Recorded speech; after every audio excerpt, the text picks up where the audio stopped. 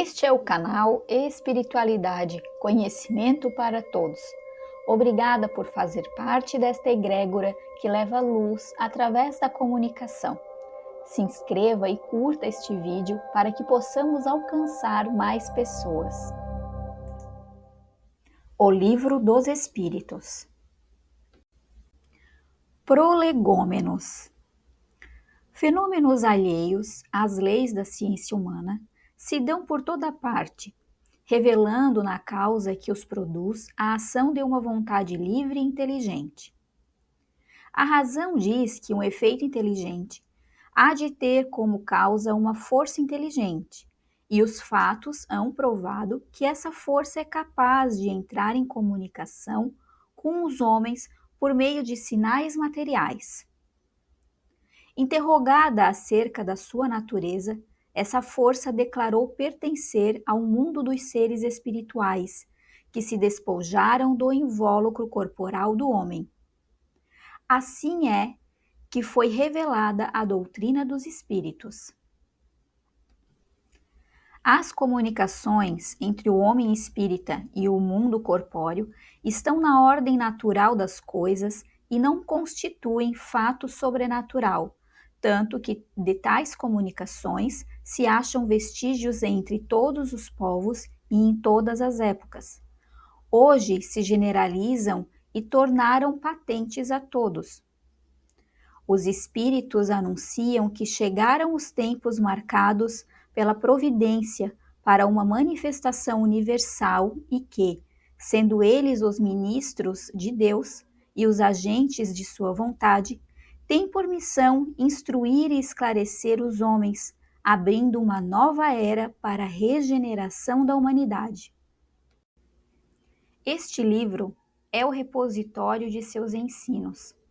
Foi escrito por ordem e mediante ditados de espíritos superiores, para estabelecer os fundamentos de uma filosofia racional, isenta dos preconceitos do espírito do sistema.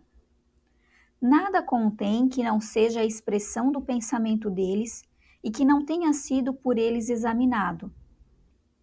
Só a ordem e a distribuição metódica das matérias, assim como as notas e a forma de algumas partes da redação, constitui obra daquele que recebeu a missão de os publicar. No número dos espíritos que concorreram para a execução desta obra, muitos se contam que viveram, em épocas diversas, na terra, onde pregaram e praticaram a virtude e a sabedoria. Outros, pelos seus nomes, não pertencem a nenhuma personagem, cuja lembrança a história guarde, mas cuja elevação é atestada pela pureza de seus ensinamentos e pela união em que se acham com os que usam de nomes venerados. Eis em que termos nos deram, por escrito e por muitos médiuns, a missão de escrever este livro. Ocupa-te, cheio de zelo e perseverança, do trabalho que empreendeste, com o nosso concurso, pois esse trabalho é nosso. Nele pusemos as bases de um novo edifício que se eleva e que um dia há de reunir todos os homens no mesmo sentimento de amor e caridade. Mas, antes de o divulgares, revelo-emos juntos, a fim de lhe verificarmos todas as minúcias. Estaremos contigo sempre que o pedires, para te ajudarmos nos teus trabalhos, porquanto esta é apenas uma parte da missão que te está confiada e que já um de nós te revelou. Entre os ensinos que te são dados, alguns há que deves guardar para ti somente, até nova ordem. Quando chegar o momento de os publicares, nós te diremos. Enquanto esperas, medita sobre eles, a fim de estares pronto quando te dissermos. Porás no cabeçalho do livro a cepa que te desenhamos, porque é o emblema do trabalho do Criador. Aí se acham reunidos todos os princípios materiais que melhor podem representar o corpo e o espírito. O corpo é a cepa, o espírito é o licor. A alma ou espírito ligado à matéria é o bago.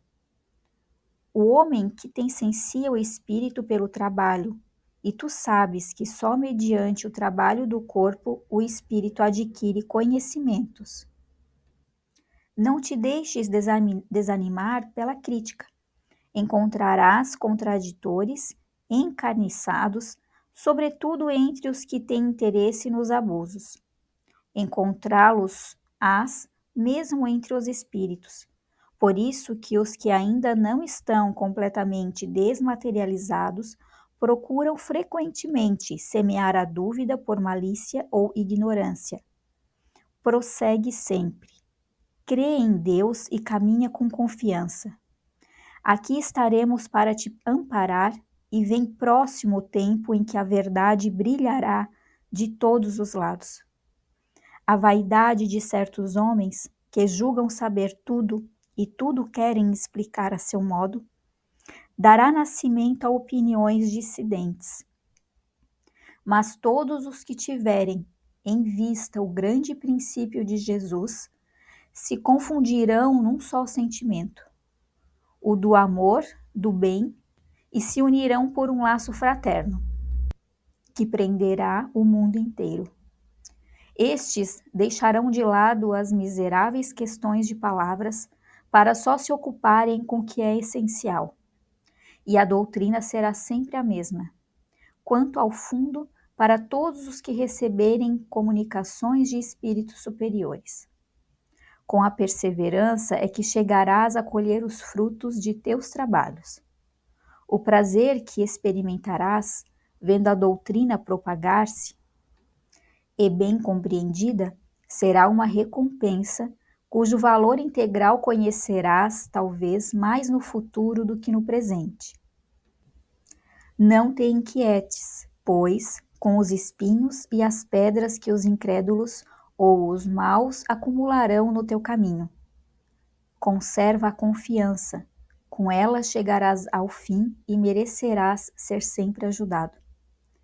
Lembra-te de que os bons espíritos só dispensam assistência aos que servem a Deus com humildade e desinteresse e que repudiam a todo aquele que busca na senda do céu um degrau para conquistar as coisas da terra, que se afastam do orgulhoso e do ambicioso.